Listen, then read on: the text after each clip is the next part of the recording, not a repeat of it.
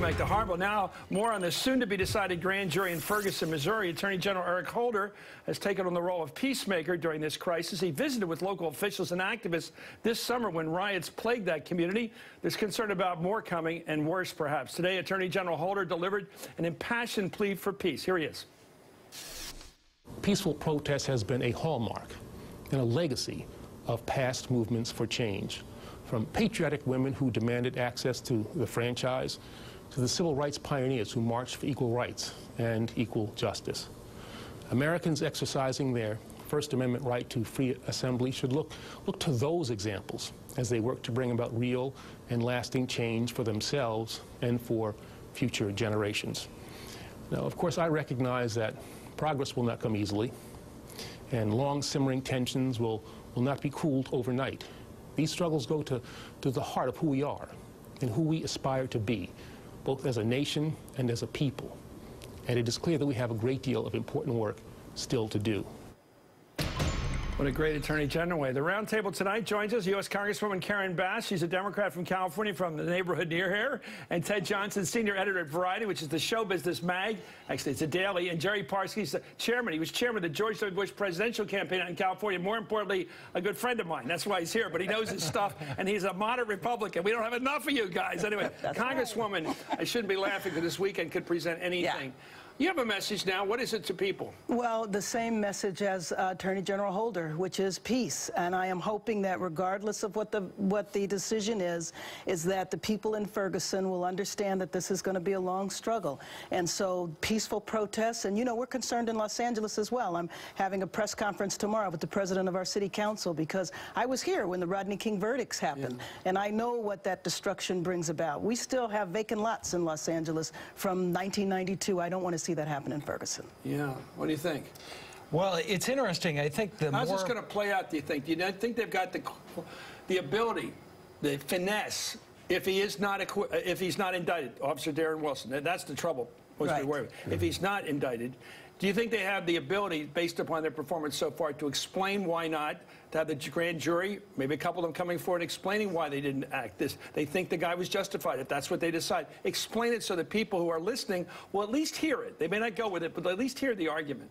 I actually think the more disclosure, the better. As you were talking about earlier in the show, they've got to release what evidence were they seeing, what were they looking at, how did they come to that decision? I mean, it's a little difficult because grand juries usually don't do that. There's usually at least a delay when they release any of that information. I think the quicker they get that information out there, the more it'll actually diffuse the situation. Jerry, there's a couple of, we've got all these leaks, of course, and some of them may come from the prosecutor. We don't know where they're coming from, but they sound 7 African-American witnesses said the guy had his hands in the air. 6 African-Americans said he didn't. What do you do with that information? You're sitting on a jury. You go 7 to 6, or do you go too close to call? Do you go, you know, reasonable doubt? I mean, how do you even deal with that fact?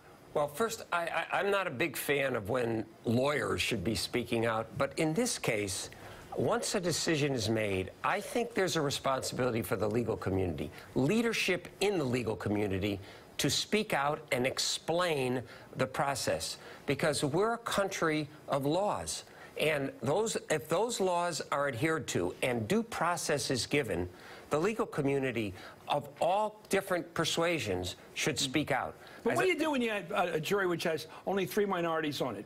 Well, and it's fraught with racial aspects. Well, there's that, and there's also the question of the prosecutor, which people don't trust because of what his particular history has been. Yeah. And so, well, his father was killed by an African-American. There's a suspicion he might have an attitude, right? Right, and he wouldn't step aside. And then there's the general governance in Ferguson as well. I mean, 67% African-American. But who would he step aside for? That is the tricky question. Who would he say would be? You're almost having the. Well, I don't want to get into this case. I said I'm not getting into it. I'm not getting into it. I pull back. But 67% African-American in Ferguson, and very little African-American leadership. Vote! 5 African-Americans. Can I give a speech? Vote. Right. No, I'm with you. I know you are, because you got elected. That's what counts. Get elected.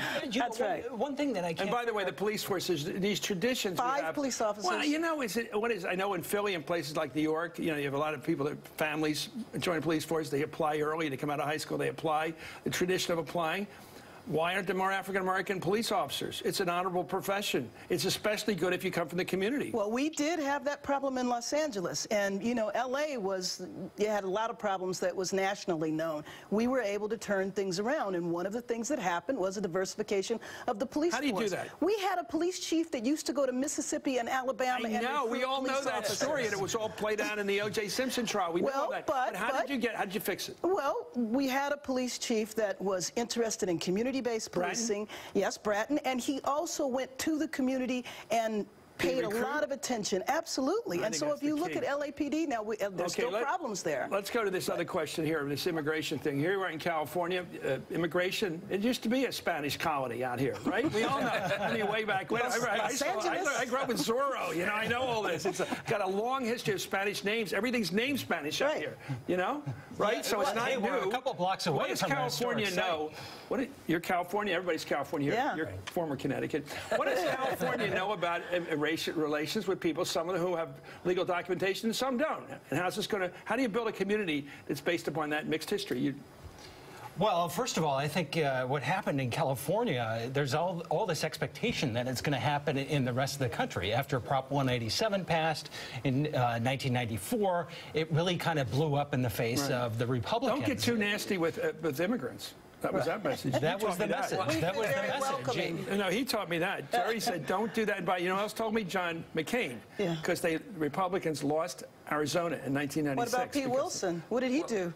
Well, but you know, when you think about California, 50% of Los Angeles County is now Hispanic.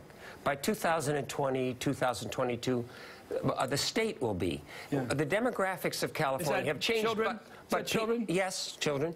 But the most important thing is California is like the country. They believe in legal immigration. They're for legal immigration. I've seen the stats among the Hispanic community. Very, very surprisingly strong support for toughness. Your thoughts? And also, California is diverse in other areas as well. I mean, the Asian population is one of the fastest immigrant growing populations. We also Who's grabbing them politically? Who's grabbing them? Actually, it's a mixed bag. The Vietnamese are Republicans, well, right? Vietnamese are. But however, if you look at the presidential election, Asians overwhelmingly supported Obama. Okay, thank you. The entire community would be that way. We got to go. Okay. You got to keep fighting for the people. The roundtable's coming back to talk about Hollywood's obsession with Washington these days. We got an expert here from Variety. Why was it so uncool to make a movie or a TV show about politicians 5 years ago? Now it's the hottest thing in the world. It's like cowboy movies used to be on television, like Gunsmoke. Anyway, this is Hardball.